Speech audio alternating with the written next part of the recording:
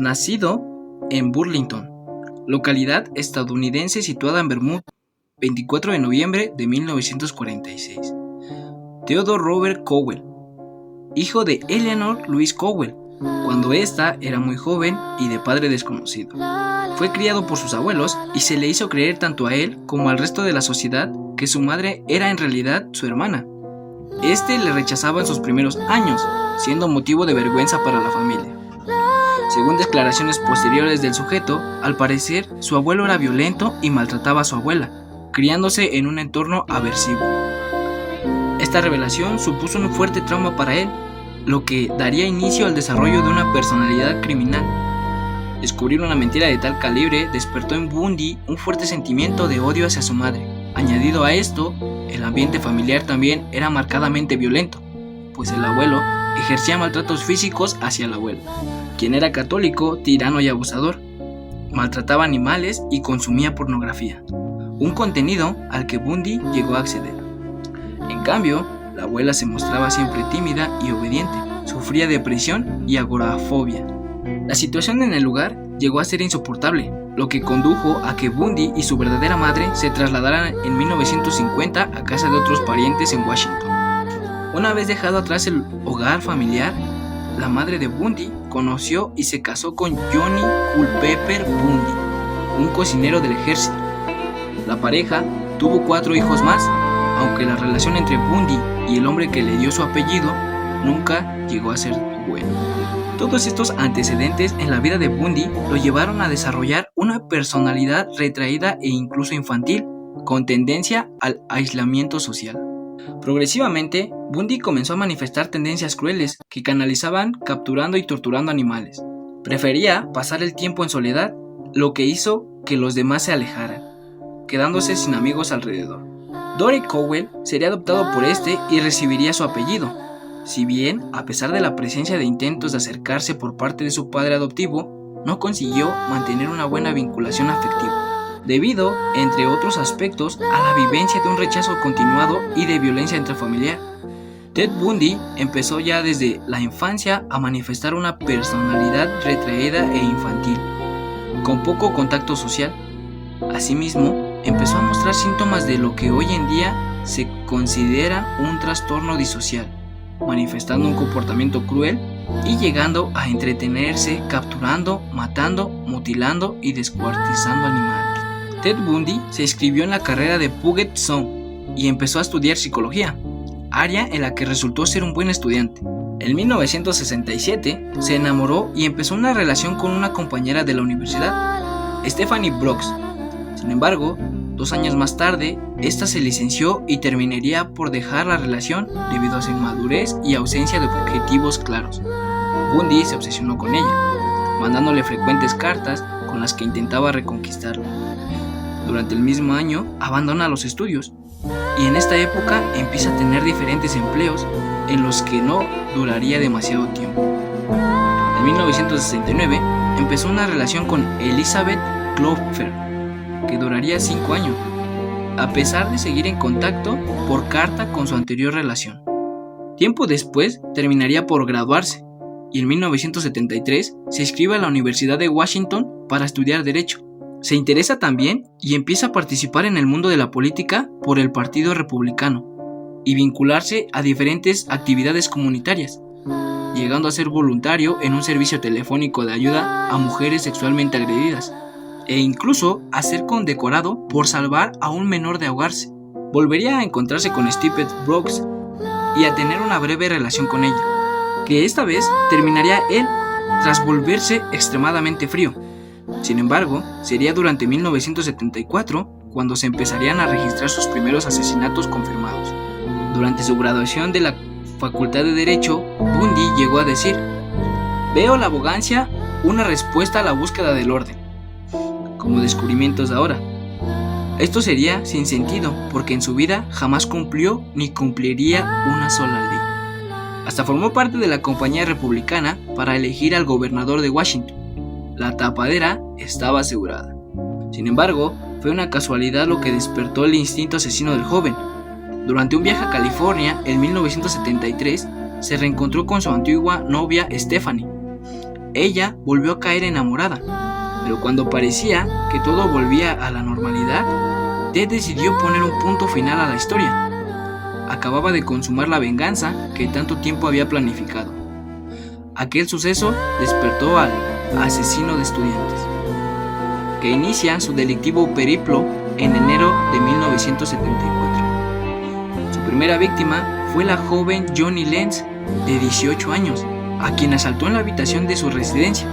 La golpeó brutalmente con un objeto metálico y la penetró con trozos de madera que había arrancado de la cama.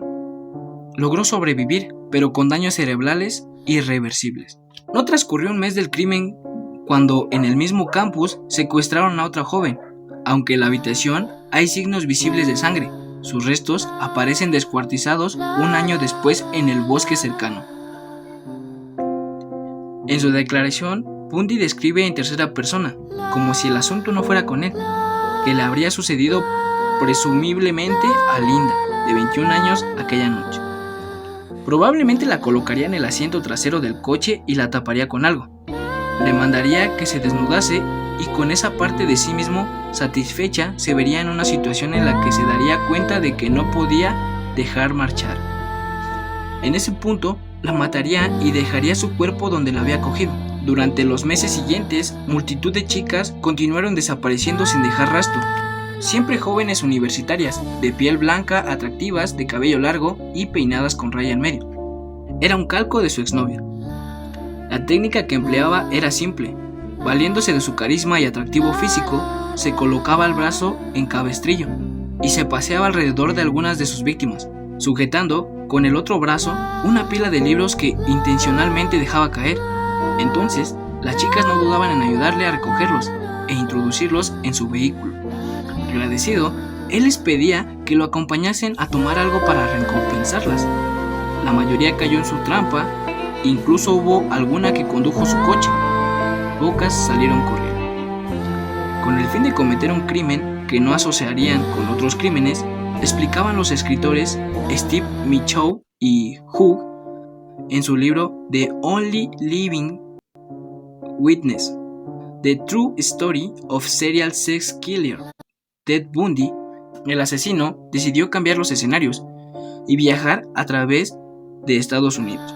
De esta manera recorrió Washington, Utah, Colorado y Florida, dejando atrás multitud de raptos y asesinatos. El modus operandi empleado por el asesino siempre era el mismo. Secuestraba a sus víctimas, las llevaba a un lugar seguro para no correr riesgos, las estrangulaba hasta que fallecieran y una vez muertas, las sodomizaba con algún objeto contundente o incluso su propio pene mientras mordisqueaba sus cuerpos. La carrera como asesino serial de Ted Bundy comenzó en su vida adulta, después de haber cometido robos a comercios. Ted Bundy comenzó con el homicidio de mujeres en 1974, cuando quiso experimentar en vida real el sexo duro, que veía en la pornografía, por lo que comenzó a seleccionar a sus víctimas. Ted Bundy es considerado por muchos psiquiatras como el caso típico de psicopatía, ya que era carismático, inteligente y manipulador. Pero, ¿qué psicopatía tenía Ted Bundy? Por sus conductas y modus operandi, los especialistas han determinado que era un psicópata maníaco emocional, además de que era bipolar. En un principio, las conductas que elige Ted Bundy para llevar a cabo sus crímenes por diferentes partes del país se reducían a aparentar padecer algún tipo de discapacidad o lesión que le impedía realizar alguna actividad.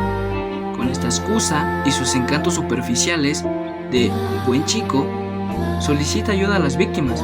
Siempre se trata de llevar algo en el coche donde las remata a golpes para dejarlas inconscientes y poder trasladarse a otro lugar apartado para satisfacer sus fantasías. Llegado al lugar oculto, las estrangula con cuerda y finalmente accede a las víctimas carnalmente de forma ya post-mortem. En Florida cambia totalmente de modus operandi. Si antes era un perfecto caballero, ahora está fuera de control. Entra a una residencia con una porra de madera en la mano y agrede violentamente a 4 estudiantes, llegando a matar a 2 de ellas. Una de las chicas supervivientes presentaba lesiones importantes en pezón y nalga debido a una brutal mordida de Bundy. Finalmente, la bestia acaba por poseerle completamente cuando Bundy agrede por última vez a una niña de 12 años, a la que ve como una presa fácil. Evidentemente, los errores cometidos por Bundy en su primera etapa le hacen advertir que el cerco de la policía está muy próximo a él. Este hecho, unido a la idea de que cada vez le cuesta más controlar sus impulsos, lo cual le hace sucumbir y dejar la capacidad de control a un lado para actuar únicamente y bajo el mando de los impulsos más oscuros. Por lo tanto, Bundy tuvo que modificar su modus operandi durante su carrera criminal a medida que dejaba de tener control sobre su propia personalidad. Al principio se trataba de un modus operandi de bajo riesgo, hasta convertirse en uno de alto riesgo, dada la poca precaución que tomó para no ser descubierto por los crímenes. Se dice que Ted Bundy mató a más de 30 mujeres, incluyendo a una niña que pudo haber matado cuando tenía solo 14 años. Pero no todas las mujeres que atacó murieron.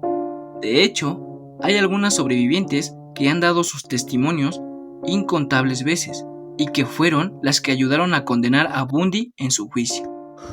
Carol Darronch, una de las supervivientes, incluso contó la pesadilla que vivió al ser secuestrada por el asesino y cómo fue que logró escapar. Carol tenía solo 18 años cuando fue secuestrada por Bundy y en 1974 ayudó a detenerlo, con un testimonio sobre su experiencia. Carol comentó que seguía teniendo pesadillas con el incidente, pero no podía dejar a Bundy ganar, así que decidió defenderse contando su testimonio. Ella dijo que Bundy se le acercó en una plaza comercial y la convenció de acompañarlo diciendo que era policía y que alguien había intentado robar su coche. Pero una vez ahí, el policía intentó ponerle esposas en las manos, pero no logró cerrarlas, así que ella lo empujó. Él empezó a golpearla, pero logró abrir la puerta, saltó del coche y corrió a pedir ayuda. Mientras Ted Bundy huía, solo logró escapar gracias a que una pareja se acercó a su coche y la rescató. No todas las víctimas tuvieron tanta suerte. Bundy asesinó a decenas de mujeres, incluyendo a un grupo de estudiantes que se encontraban dormidas en sus dormitorios de la universidad y que fueron atacadas una por una durante la noche. Solo unas pocas lograron vivir para contar lo que pasó. Ted Bundy fue condenado a muerte por sus crímenes. Fue ejecutado el 24 de enero de 1989 en la prisión estatal de Florida. Se dice que millones de personas vieron su ejecución en casa y que miles se reunieron fuera de la posición para gritar "Burn Bundy, Burn Bundy" antes de su ejecución.